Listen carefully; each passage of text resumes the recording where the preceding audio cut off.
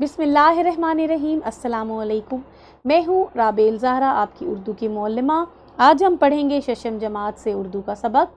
तो आइए हम आगे बढ़ते हैं। सबक नात में से देखते हैं आज हमारा उन्वान क्या है। जी हाँ, बातचीत, यानी हम सुनना और बोलना सीखेंगे। आपको तमहीदी सरगर्मी के तौर पर एक तकरीर सुनाई जाएगी। वीडियो को रोकिए और तकरीर सुनिए। आगे बढ़ते हैं। हासिल ताल्लुम हमारा ये है कि किसी भी मौजू पर पुरएतमाद अंदाज में आप तकरीर कर सकें।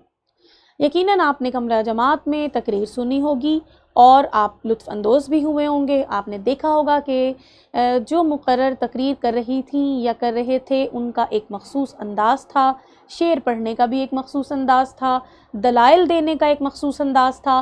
कहाँ हमने उतार चढ़ाव का ध्यान रखना है, अपनी बात को दलील के साथ किस तरह पेश करना है, कौन सा हमने शेर किस जगह पे पढ़ना है और शेर पढ़ने का अंदाज़ क्या हो, किस तरह से हमने अपने हल्के से जिनके सामने हम तकरीर कर रहे हैं उनसे दाद लेनी है।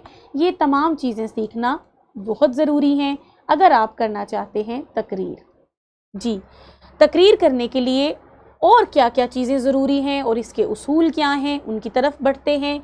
तकरीर के लिए बहुत अहम चीज़ जो है वो है मवाद, यानी मालूमात होना। अगर आपको किसी भी मौजू पर तकरीर करनी है तो उसके लिए ज़रूरी ये है कि आपको उस मौजू के मुतालिक अच्छी खासी मालूमात हो।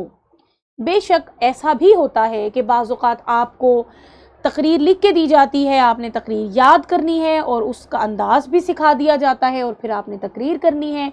लेकिन जब आप कोई भी चीज़ उसको याद करके, या मैं दूसरे लफ्ज़ों में कहूँ रट्टा लगा के तकरीर करते हैं, तो उसमें और जो तकरीर आपने किसी मवाद के मुतालिक मालूमात हासिल करने के बाद ख़ुद से की होती है, उस तकरीर में सबसे पहला फ़र्क होता है जान का।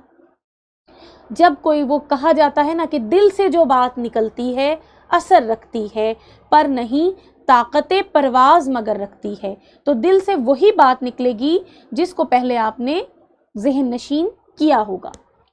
उसके बाद जब आप तकरीर के लिए जाएं तो आपका अंदाज़ जो है वो पुरएतमाद होना ज़रूरी है। आपने खौफज़दा नहीं होना, लड़खड़ाना नहीं। आपके हाथ जो हैं वो आप ध्यान रखें कि काँप ना रहे हों, और बहुत ही पुरएतमाद अंदाज़ में जो आपके सामने मजमा है, जो शुरकाए मजलिस हैं, उनकी आंखों में आंखें डाल के आपने बात करनी है। अपनी तकरीर को मुनज़्ज़म और तरतीबदार तरीके से, आपका तरीका जो आप तकरीर करें तो मौजू के मुताबिक बिल्कुल दुरुस्त और मुनज़्ज़म होना ज़रूरी है। कौन सा ऐसा नुक्ता है जो आपने पहले पेश करना है, उसके बाद कौन सी दलील, फिर उसके बाद कौन सी दलील, आपने उनकी एक बाकायदा तरतीब रखनी है।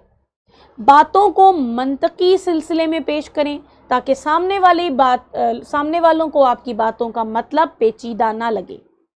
दलील के साथ भी दें और उसकी कोई ना कोई मंतक होनी चाहिए।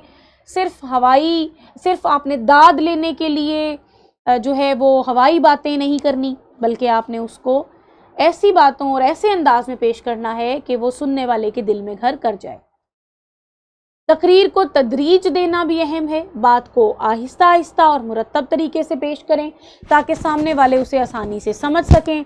बाज़ औक़ात तकरीर करते हुए लोग अपनी आवाज़ को बहुत ऊंचा कर देते हैं या तकरीर करते हुए जो रफ्तार है उसे बढ़ा देते हैं। इससे तकरीर उनको लगता है कि बहुत जानदार और दमदार होगी, लेकिन इसका फ़ायदा होने की बजाय नुकसान होता है। तकरीर में मुहावरात, अक़वाल और हवाला जात तकरीर का हुस्न होते हैं। आवाज़ का उतार चढ़ाव और जिस्मानी तासुरात का इजहार किसी भी तकरीर की जान होते हैं, लेकिन इसमें आपने ध्यान रखना है कि वो बिल्कुल हकीकी लगने चाहिए। बाज़ औक़ात इस तरह या इस तरह इशारे वो बाज़ औक़ात ऐसा एक मसनूई तासुर छोड़ते हैं जो फ़ायदा देने की बजाय नुकसान का बायस होता है। अच्छा लिबास और चेहरे पर मुस्कुराहट देखने वाले पर एक अच्छा तासुर छोड़ते हैं। तकरीर में मज़हब और सियासत के इख्तलाफी पहलुओं से गुरेज कीजिए। ایسے جملے ہرگز نہ بولیے جس سے کسی کی دل آزاری ہو۔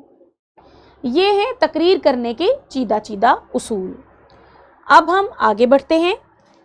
آپ نے کرنا یہ ہے کہ آپ نے رحمت للعالمین ختم الرسول ہیں، آپ صلی اللہ علیہ وآلہ وسلم بے شک رحمت للعالمین بھی ہیں اور ختم الرسول بھی ہیں، اس موضوع پر آپ نے پر اعتماد انداز میں تقریر کرنی ہے۔